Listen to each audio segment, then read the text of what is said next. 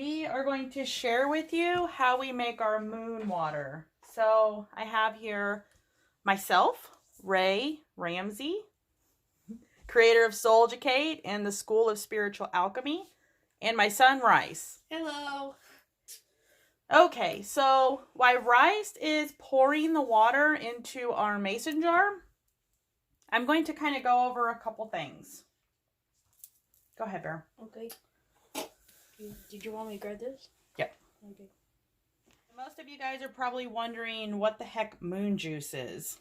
Well, moon juice is water that has been exposed to the moonlight and charged with magical intention. The water will embody the properties of the lunar energy and allow us to use it when we want to summon those same energies for spell work, manifestation, meditation, and prayer. So as many of you guys may know, we are in the 12-12-12 full moon in Gemini activation portal. The third 12 comes from adding together 2019. Very, very powerful. This is the big one. The last, most powerful awakening of the year as we propel into the abundance we will experience in 2020. This is the ultimate activation of the light spirit body. This is a calling for all of us to be truly honest and unapologetic with ourselves. If you did it for a reason. If it happened for a reason. Gemini is the sign of twins, and I want you to keep that as a reminder that you are never alone through this process. Okay, so now that Rice has poured our purified water into the glass jar, so when you do your moon juice, make sure you have a clear see-through jar of any kind, even a vase, whatever works for you. I pre-cleansed my crystals, our crystals of choice. And if you can see in here, I actually just, I put our crystals in my Palo Santo bowl and let the smoke clear those energies. Because even if we're not intending to load our crystals with energies, we do. You have a bad day, you come home, your crystals are out. They took on that energy.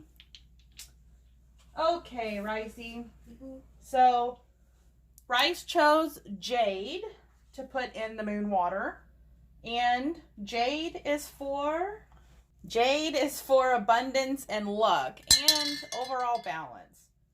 He also chose the Mookite jasper, which is for confidence. And Mom chose citrine, my citrine ball, which sits in the arms of my big Buddha on my crystal grid altar. Okay, so there we have our crystals in the jar. And now we're going to go ahead and add our chosen oils. Yep. This is just at your discretion. There's certain oils you can use for certain days of the week that help with certain emotions. And I do believe in that. But for our moon juice, I particularly put it in our diffusers in our home and diffuse them throughout the home. So today I chose, let's see, eucalyptus. I don't know if you can see that. Eucalyptus. Yep. Awake and aware, and peppermint.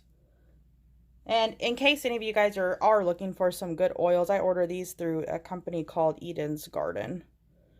They have blends and singles, and they're very good. Never heard them. I've also used Young Living and doTERRA, which are extremely amazing as well. So take your pick. Okay, Ricey. Add a few drops of each. Go ahead. Shake it. There you go. Okay.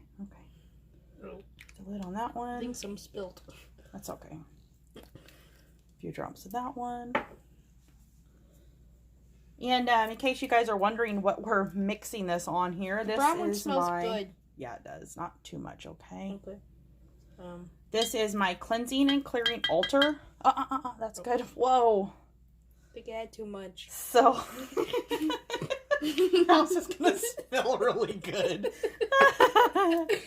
So, this is my cleansing and clearing altar. I do all my cleansings and clearings right here. Okay, that is very good. Thank you, sir. What happens if we put the stick in?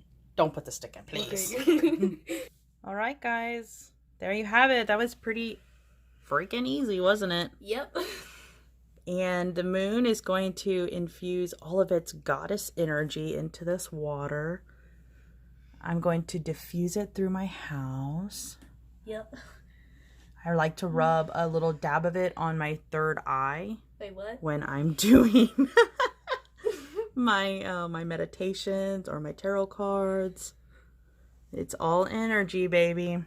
All beautiful, energy? beautiful energy. Okay. Happy full moon, y'all. Yay!